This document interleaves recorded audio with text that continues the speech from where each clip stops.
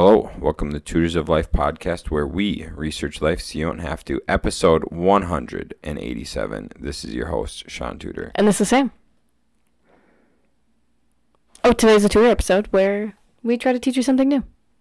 Good job, babe. I'm sorry, I'm slacking. I'm tired. Yeah, so we decided to not podcast until 9 p.m. on Sunday. And the podcast comes out when? 6 a.m. on Monday. Sweet. Mm-hmm. And we're usually in bed at 9. Yep. So I'm loving every second of this. You're just wasting time, babe. I just wanted the audience to know. Okay. I wanted them to be primed. Mm-hmm. So, obviously the video won't be up. You know, actually, that you shouldn't be doing any heavy thinking, any thought processes for 2 hours before bed. I'm not surprised. And you're making me do this right before bed. Yep. Do you know how long it's going to take me to fall asleep now? 5 minutes. No, probably 3. Yeah, exactly. But that's longer than 1. I'm really sad because I wanted to go to bed early to finish my book. You know what I noticed? When I nap on the couch, my head's at a weird angle. Mm-hmm. I like to take little naps. Usually only 20 minutes long. Mm-hmm. Something about my body, dude, when I hit minute 15, I just automatically wake up. It just wakes. I don't even set an alarm now. It just wakes me up. I'm like, why the fuck, dude? I can't even enjoy some good sleep. I think I woke up at 15 minutes and I was able to close my eyes. I made 25 minutes. Yeah. It's just stupid. Anyways, I got my head laid back on the couch and it's at this weird angle. It happens every time. That at about minute 15, minute 10, I start coughing. Oh, really? Because the angle, I start to get phlegm. Mm-hmm. Where if I have a pillow on the couch, I don't have that issue. In bed, I don't have that issue. The only place I have that issue is when my head is at the angle of the armrest. Armrest, yeah. Interesting. Okay. That was fucking sweet, dude. What are we talking about today, Sean? What are we talking about, babe? I figured we'd kind of review vision a little bit and just how life is a game of chess. All right. Got me to go. Yeah. I just, if you guys don't scroll Instagram or probably have the same reels as me, I've seen a lot of videos of Andrew Tate lately talking about chess. And how you have to always be thinking ahead. And then with Sean's event, which actually you want to touch on quick, it just really made me think we should talk about it again. There's an Andrew Tate Facebook page. Are you a part of it? No, I should be. So I'm a part of it. And it's funny because people will post Andrew Tate shit all the time. Andrew and Tristan Tate's material, right? But there's chicks that make posts that are it's always these liberal chicks, and it'll say something stupid like, woke up feeling myself today, #hate Andrew Tate.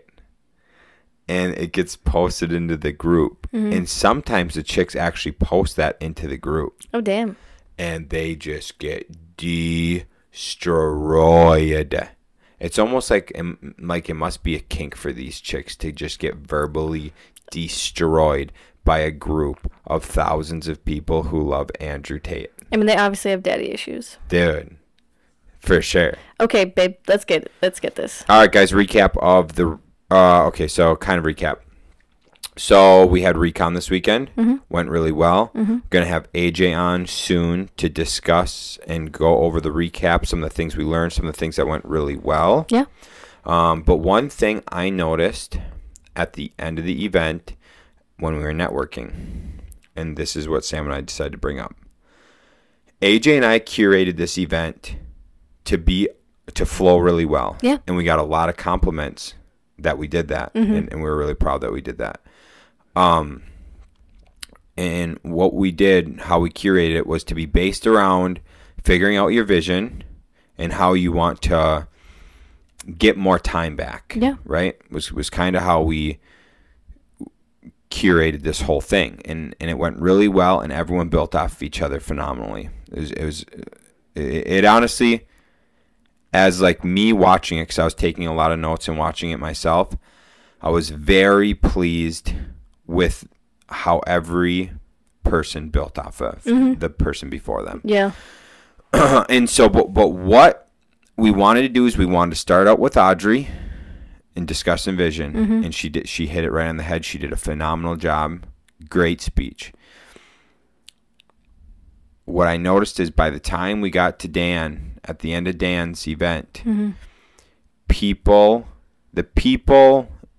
who I really wanted to listen to Audrey's message and resonate and get the do what you like to do.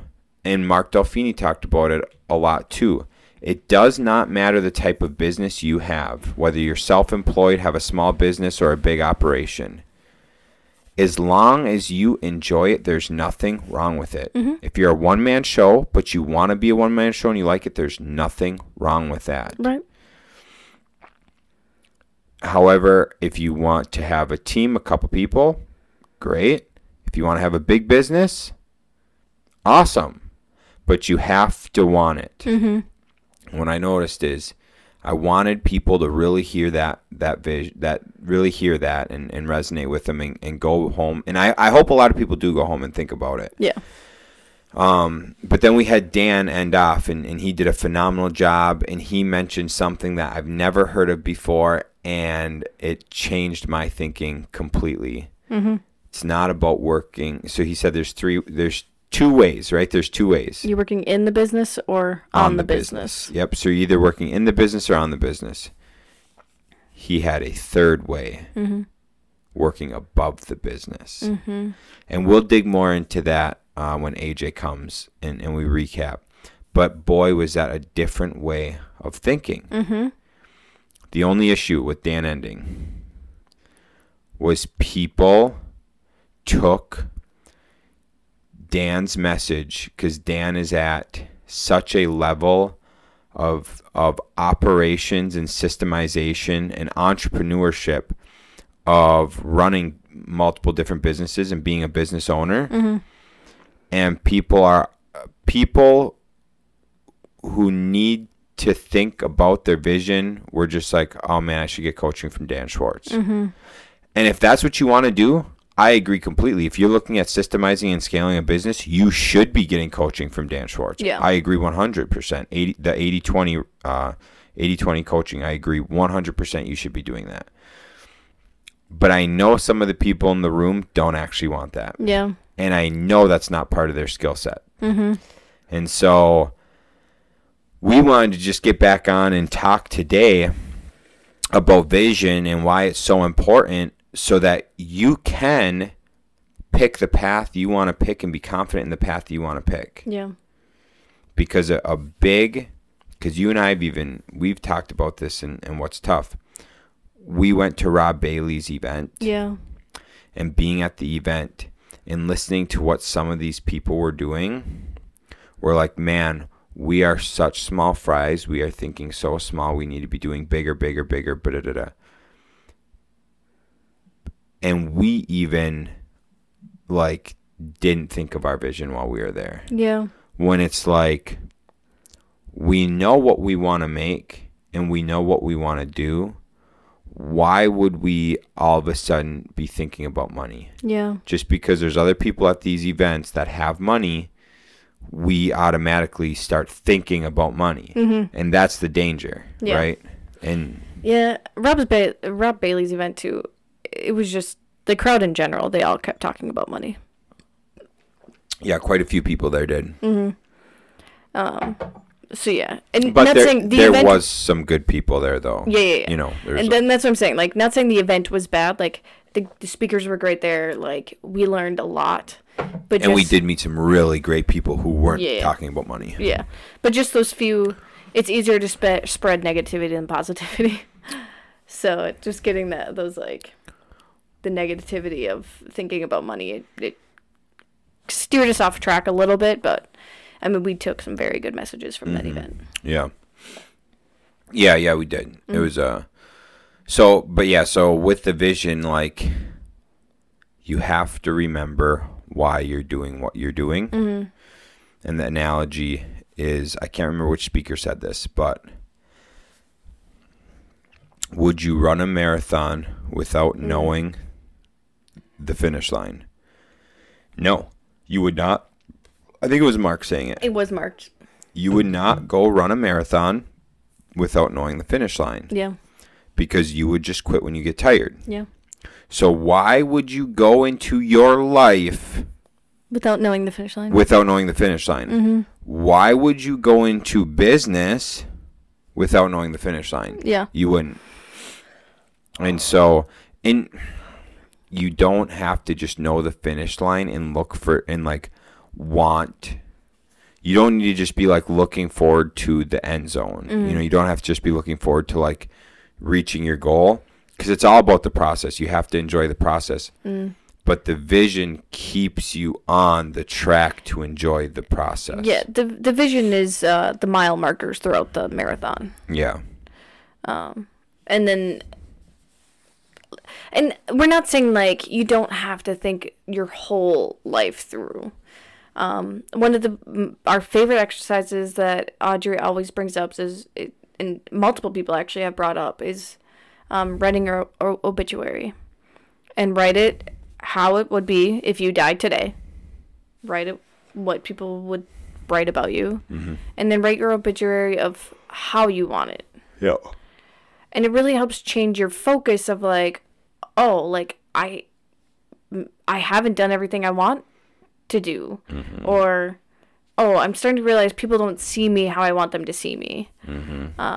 So it really helps kind of shift your mindset in that way of thinking of like, okay, I know by the time I'm 80, like I want to do this, this, and this. Okay, well I got 40 years, so that's a pretty good time frame to do all that.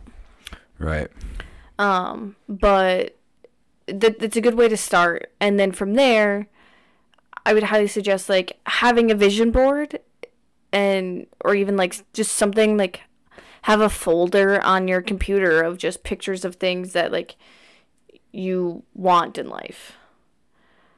So like Shaun has a Porsche 911, and we have pictures of houses and farms and kitchens, and I think I have a lot of pictures of libraries somewhere. Not on that board, but elsewhere I have some.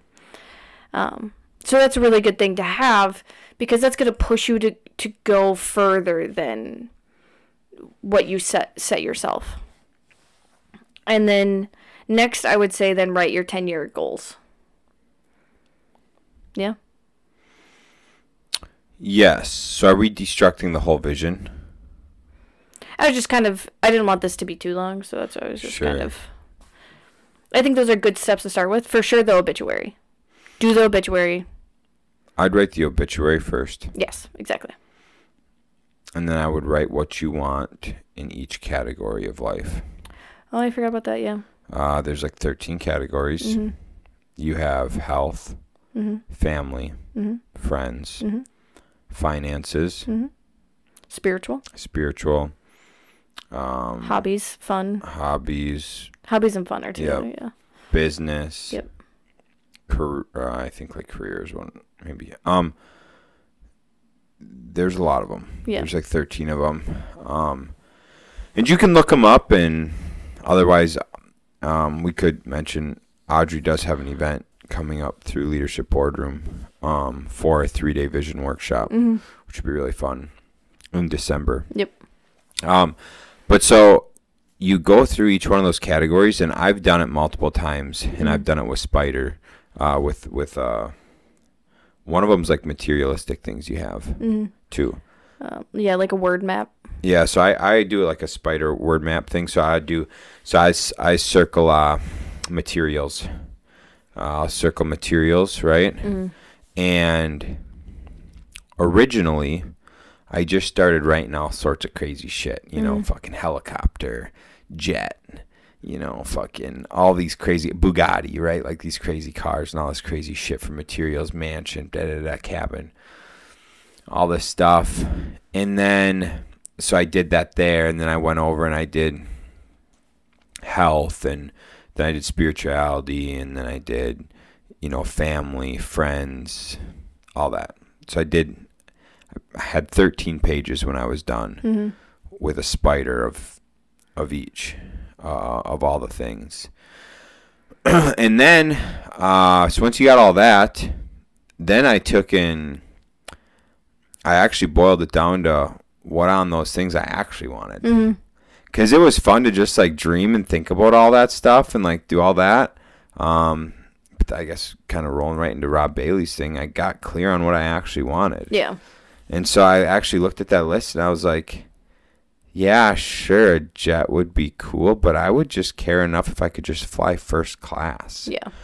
Or have enough money to rent a private jet. So, like, I was like, I don't even need a jet. Like, that's not even, doesn't even matter to me. I can just rent one. Yeah.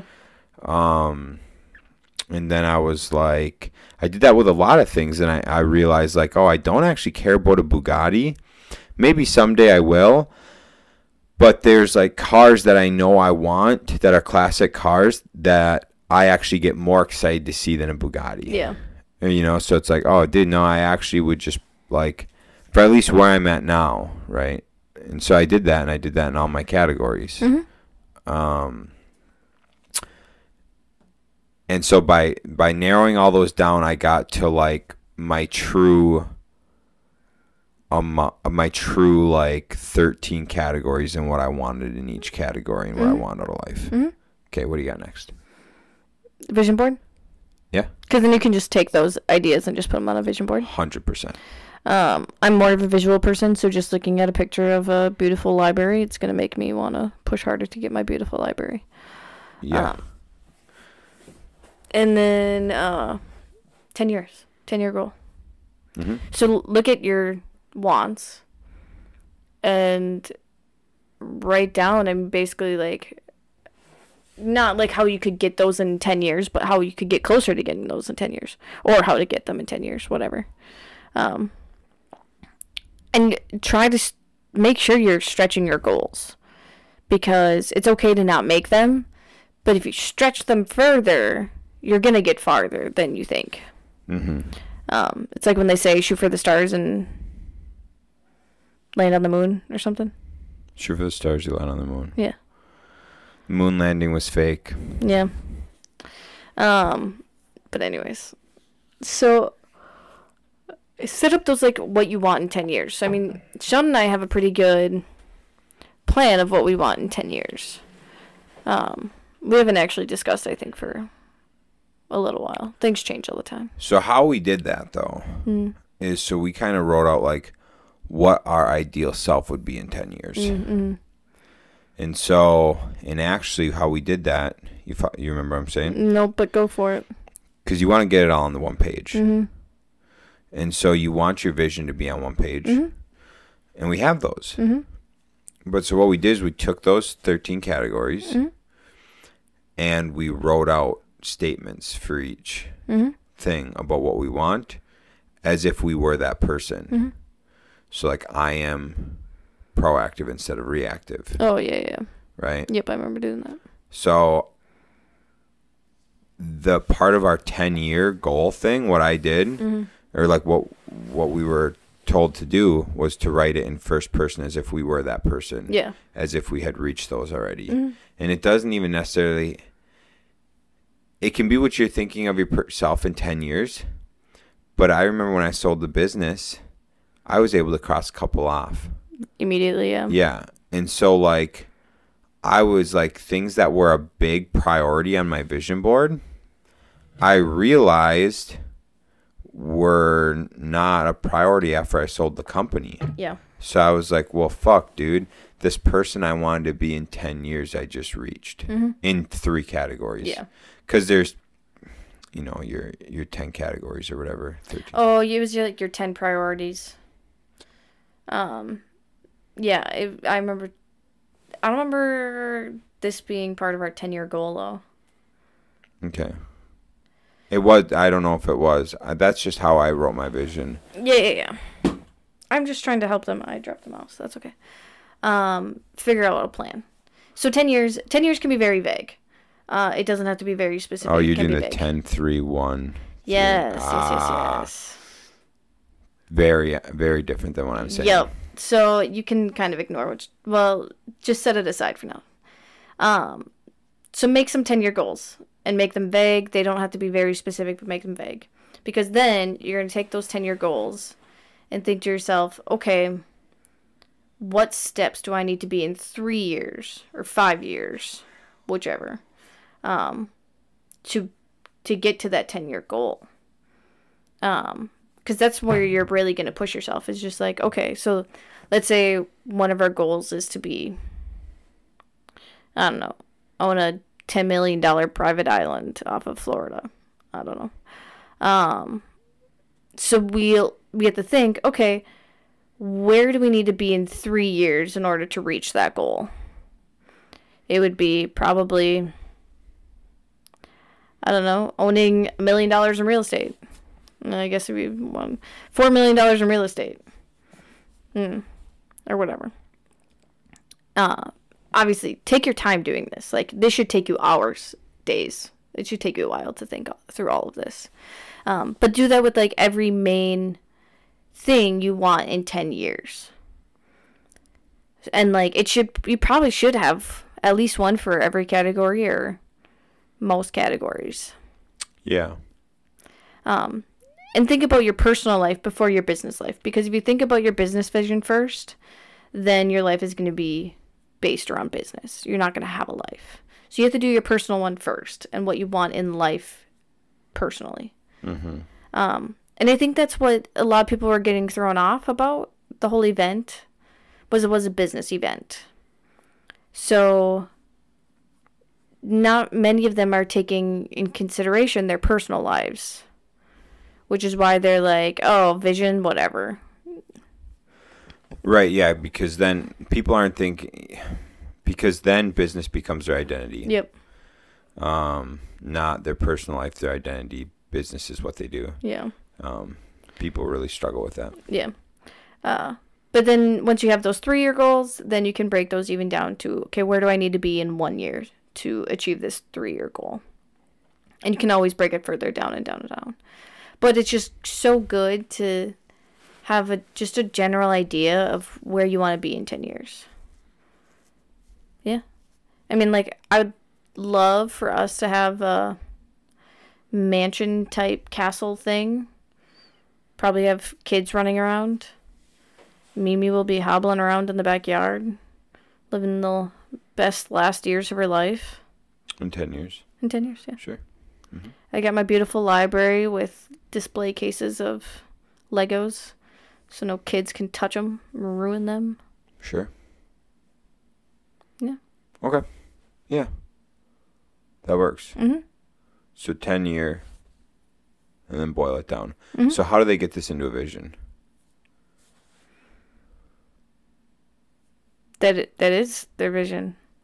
Because the vision you want to be, because like we have our vision written down. Yes. Right? So you got to give. Oh, so then, yes. That's where I was trying to go with this. Yes. Sean's thing comes into play. Because, it's just basically, because that is based off of not your 10 years, 3 year, 1 year. That is based off of the 13. Yeah. So that's your vision. The 10-year, 3-year, 1 year, whatever, is how to reach your vision. Yes. Is how to get there. Yeah. Sean and I didn't discuss this beforehand, if you couldn't tell. I think it's 10 key points because that's what the 10 things are. It is 10 key points. Yeah, that's my bad. So it's so this whole time I was saying it's 13, but it's 10 key points. It's my bad. It's 10 key areas. I have 10 entries in my vision. Mm-hmm. What I did was once I had each one of those categories dialed down to what I want, with me knowing how I want to die, with me knowing what I want people to say when I die, I wrote in to my vision each one of those into each category. So I had 10 categories, 10 bullets. Mm-hmm. Then once I had all 10 of those, I ranked them from 1 to 10 on how I was stacked up on it. So one of mine, and I put this on my vision board too, is to be a lighthouse. Yeah. So didn't do you mean you grade yourself from 1 to 10? Yeah. I grade myself from 1 to 10. Yep. So one of my things is be a lighthouse, right? Mm-hmm. What that means is I will be a beacon of shining light. Mm-hmm. I will give my message, and if somebody needs my help, they follow the light. Mm-hmm. I will not be a rescue boat. If you are drowning, I'm not coming to save you. Unless you become and search for the light. Unless you search for the light. But then even then, like, you have to make the shore. Mm-hmm. I'm not coming out to get you in the water. You will die if you not come to the light.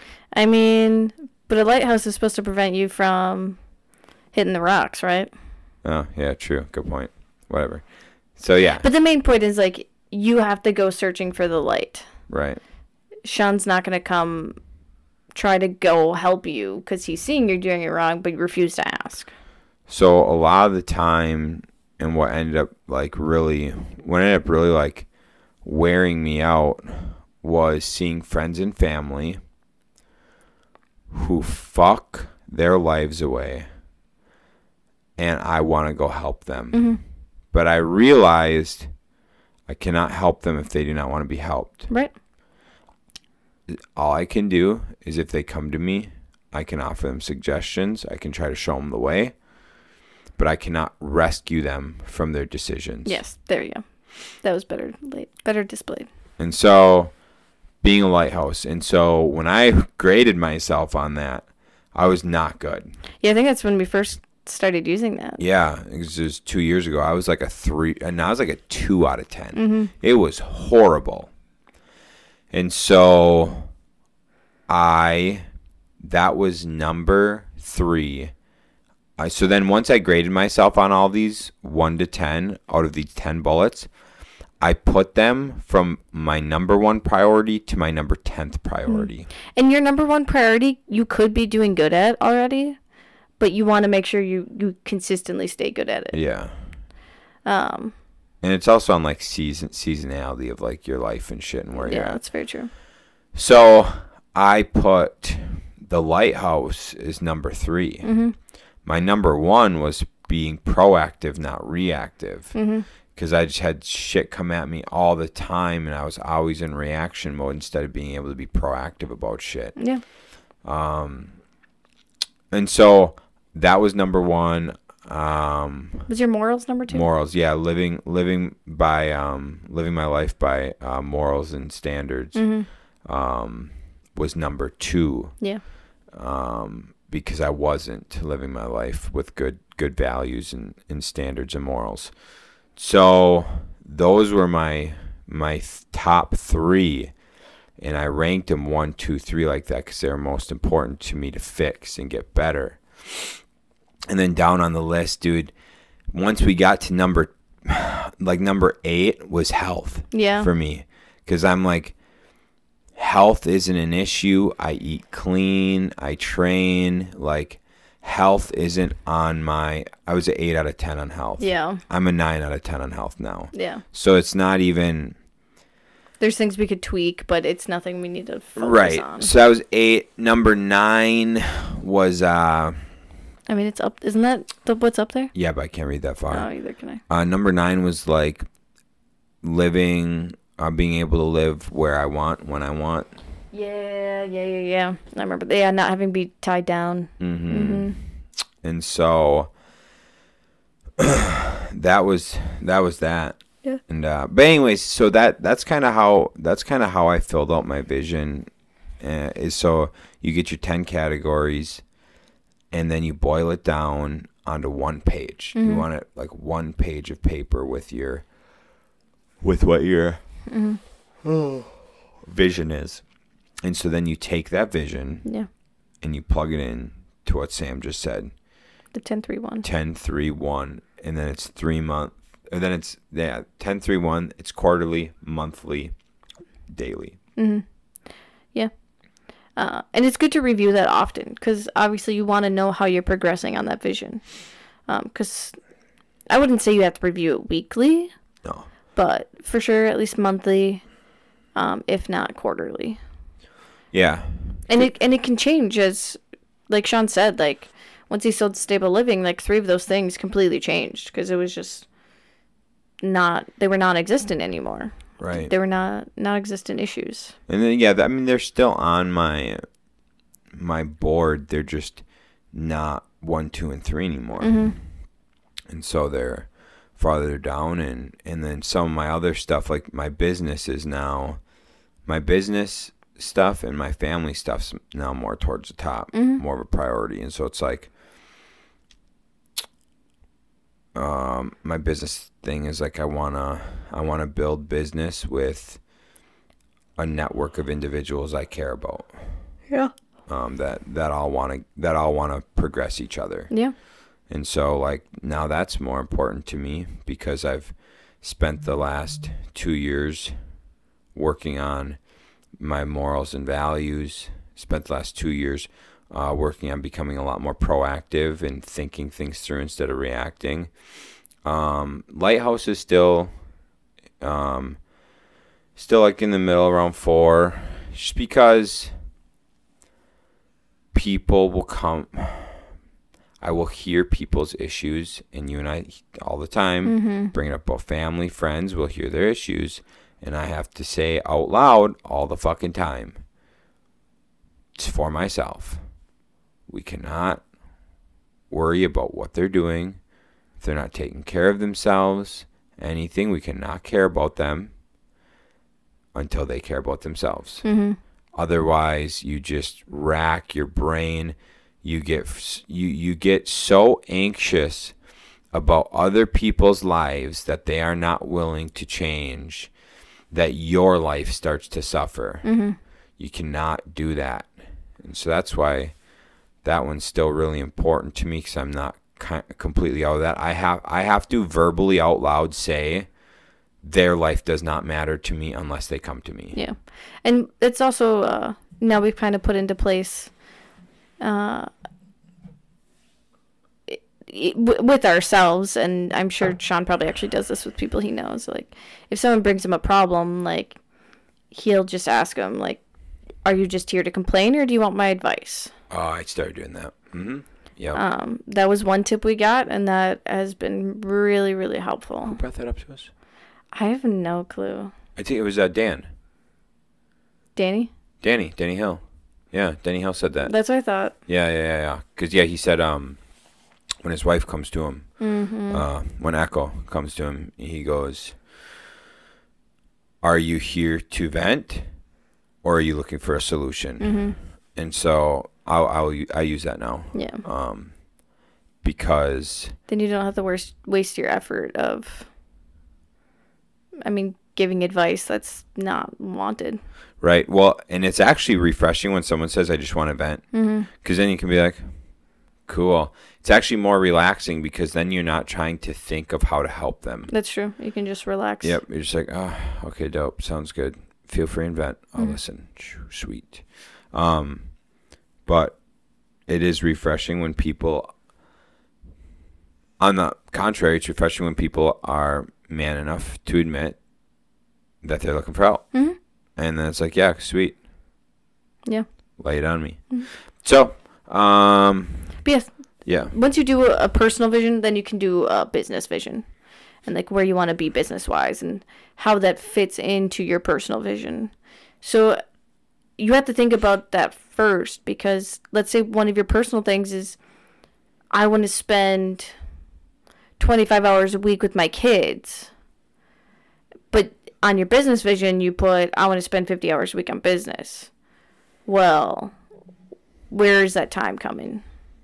Right? It's not really going to add up unless if you're working all night long, not sleeping or taking care of other things. Yeah. So it is really, your life has to come first. Your personal life has to come first before your business. If you're with a significant other, you have to do them separately and then come together and have one. Or just at least understand what the other one's is. So Shaun and I each have our own personal ones, and then we work together on our business ones. Right. Our business one is all just one, but we work together on it. But yeah, review it often. It can change as much as you want, because like Shaun said, you could start this whole process and write it all out and have it on your board, and then 2 weeks later you'll be like, man, that's actually really dumb. Like, I don't actually like that. And you can change it. That's why we type things up, because you can change them as often as possible. It's really, really nice. Yeah. Yep. What you looking for? Oh, so this is just so what I just wanted to give you people is it's the businessvisionworkshop.com. So businessvisionworkshop.com. What Sam and I gave you is pretty vague and probably pretty hard to go off of because we don't do that for a living. Yeah. We were coached on how to do it. We've done it ourselves. Super helpful. But if you want to go really deep, look into Business Vision Workshop. Otherwise, look at getting a vision coach. Here, I'll give you guys a really quick example of like something simple that you can do.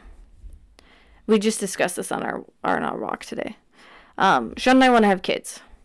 Yes. So we have set ourselves, we have a vision of what we want life to be like when we have kids. Our vision is we don't want to be, we want to be able to spend time with our kids. Like, kids will be our focus. Business will be set, running, in place. We can work on it a little bit, but we won't have to be working 60 hours a week on it when we have kids. And we want to make sure we're in financially a really good place. And so we've thought through of what it's going to look like when we start having kids. And so from there, we're like, okay, what do we need to do now to get there in 2 years? And so we've been able to kind of set ourselves these mini goals of what we want in just that 2 years. Because what's going to happen is once we have kids, our vision's going to change again. I know that. And so our vision was always a 3 to 4 year vision because we plan to have kids. And so it is always about building us up to be better people. And what I talked to Sam about is us not having kids is a sacrifice we were making to build ourselves to be better people, better prepared, to build our businesses, to be self-running organisms. We've been sacrificing and doing these things for this reason. It's 3 to 4 years out of us. Now we're 2 years out of becoming better people, building these things so that we are prepared. I know we won't be prepared necessarily for having kids, but we will be a lot better off than people who didn't want to take the time to do those things. We want to sacrifice now so that we can do the extra things with the kids, and not sacrifice all the other shit, right? Because so many people, they'll have the kids. Okay, that's awesome. And then to pay for the kids, one of the partners has to pick up a second job. Right. Great, so you just had kids, now you can't hang out with them. Yep. That's not going to be me. Right. It's not going to be us. Right. And so we're sacrificing now. But that's just to show you a little example of how you can literally take any part of your life, anything that you want, and break it down. And you can set yourself up in a beautiful way very easily. Right. Cool. That's what I got. All right, guys, that's kind of low and skinny on vision. I hope that helped somewhat. And we'll have AJ on here soon to discuss and recap Recon and how it went. I think it went pretty darn well. It was really awesome. You did amazing. Yeah. Thanks, babe. All right, guys, thanks for tuning in. And follow us on the socials. I think we're going to start posting someday again. I am going to start posting this week, yes. All right, guys, thanks for tuning in. We'll catch you on the next one. See ya.